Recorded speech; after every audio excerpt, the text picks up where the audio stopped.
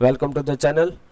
Bank Nifty कल कहाँ trade करना है और निफ्टी का एनालिसिस, निफ्टी बैंक निफ्टी दोनों के लिए समझ लेते हैं। सबसे पहले वनडे कैंडल के अंदर ज़रा आप यहाँ देखो कि किस तरह से अभी हुआ है कि एग्जैक्टली ये जो अपर साइड यहाँ रेसिस्टेंस था, ये फर्स्ट रेसिस्टेंस है, ये सेकंड है। तो यहाँ जो बीच में ये जो रेंज है, ये रेंज के आसपास ये थोड़ा सा टाइम स्पेंड कर रहा है। इसका मतलब ये नहीं कि सेलिंग आ जाएगा, क्योंकि यहाँ सपोर्ट है।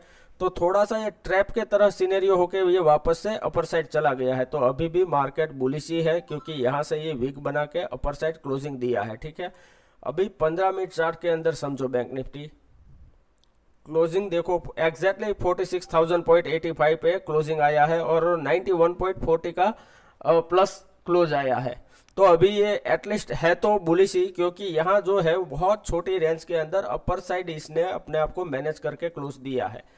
अगर ये यहाँ से ये बेरिश कब होगा कि यहाँ से इतना नीचे आने के बाद फिर अपर साइड जाने के बाद ये सेकंड टाइम, ये थर्ड टाइम टेस्ट किया और ये थर्ड टाइम ये अपर साइड यहाँ क्लोजिंग आया है। अगर ये यहाँ कहीं क्लोजिंग आया होता या फिर इतना डाउन आ गया होता इस सपोर्ट के आसपास, तो यहाँ हम थोड़ा बेरिश सोच सकते हैं। लेकिन जब तक ये रेंज क्रॉस ना करे तब तक हमें बेरिश समझना नहीं चाहिए, कंफर्मेशन चाहिए, कॉल या पुट कोई किसी भी साइड। ठीक है, अभी हमने दोपहर के बाद मॉर्निंग के अंदर 2-3 ट्रेड दिए थे, फिर आफ्टरनून में 1-2 ट्रेड दिए थे, लेकिन उसके अंदर 3-4 के अंदर प्रॉफिट हुआ, 1-2 में एसएल हिट हुआ। लेकिन फिर भी आज ओवरऑल डे प्रॉफिट में ही गया। लेकिन लगातार आज 12-13 दिन हो गए कि कंजिक्यूटिव प्रॉफिट चल रहा है।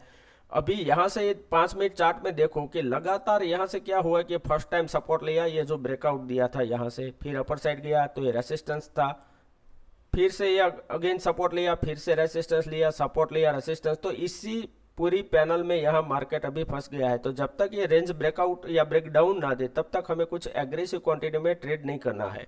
अभी 15 मिनट चार्ट के अंदर यहाँ समझो कि हमें ट्रेड एग्जैक्टली करना है जब भी ये 46,100 क्रॉस करे तभी करना है, या फिर एग्रेसिव ट्रेडर है तो इस कैंडल के हाई के ऊपर यानी कि 46,060 के अबो यहाँ से आप कॉल के साइड ट्रेड कर सकते हो और 1:2 का आपको कल टारगेट रख सकते हो। ठीक है, अगर मान लो कि मार्केट फ्लैट ओपन होके अपर साइड जा रहा है और ये ब्रेक कर रहा है ये दोनों स्विंग, तो यहाँ से आपको कॉल के साइड एंट्री लेना है। लेकिन अगर फ्लैट ओपन होने के बाद नीचे जा रहा है तो जब तक ये 45,900 और 850 का लेवल यहाँ से थोड़ा अपसाइड जाने के बाद, प्राइस एक्शन बनाने के बाद अगर ये ब्रेक करे तो ट्रेड कर सकते हो। लेकिन टारगेट फिर से ये जो लगातार 2-3 बार बाउंस बैक हुआ है वहां तक रख सकते हो। ये एरिया है 45,800 का। तो 800 के आसपास आपको थोड़ा देखना पड़ेगा कि ये किस तरह से यहाँ मैनेज कर रहा है। अगर ये ब्रेक करता है फिर तो यहाँ से आप 1:3 1:4 का भी टारगेट एक्सपेक्ट कर सकते हो। लेकिन यहाँ से ये एक बार थोड़ा सपोर्ट को रिस्पेक्ट दे के अपर साइड जाने के बाद ब्रेक करे तो ही यहाँ से आपको पुट के साइड एक्सपेक्ट करना चाहिए, अदरवाइज इग्नोर कर दो, फिर से वॉलेटिलिटी ही होगा।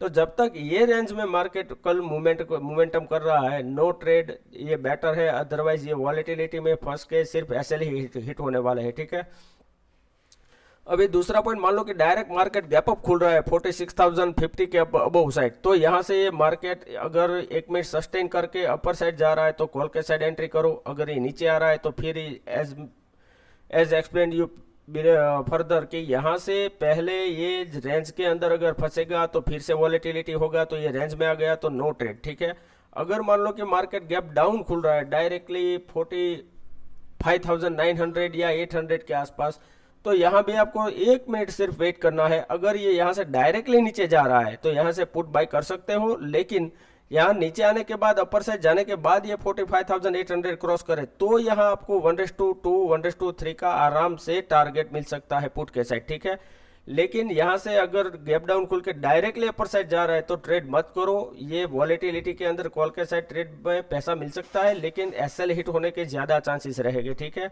I hope Nifty bank Nifty का पूरा एनालिसिस समझ आ गया होगा। अभी हम थोड़ा सा निफ्टी के अंदर हम देख लेते हैं।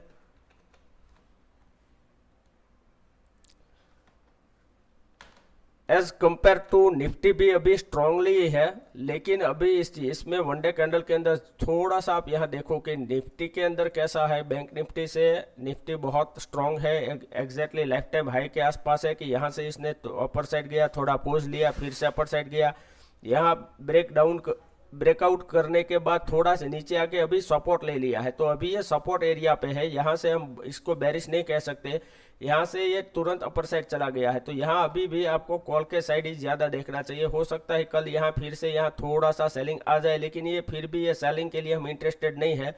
अगर यहाँ से कुछ ऐसे 15 मिनट चार्ट में ऐसा कुछ लगा तो ही हम ट्रेड करेंगे, अदरवाइज यहाँ हम कॉल के साइड ज़्यादा क्वांटिटी में ट्रेड करेंगे रादर देन पुट के साइड, ठीक है। अभी 15 मिनट चार्ट में देखो, अभी निफ्टी का क्लोजिंग देख लेते हैं, 20,103 पे क्लोज आया है, ठीक है।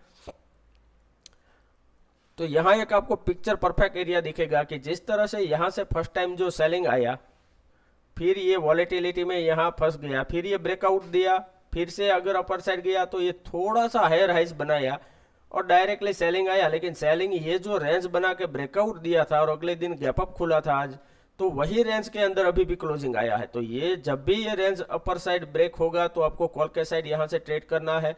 अगर ये डाउन साइड ब्रेक किया तो आपका पुट को साइड ट्रेड करना है, तब तक आपको थोड़ा वेट एंड वॉच करना पड़ेगा, अदरवाइज सिर्फ एसएल हिट हो गए, ठीक है।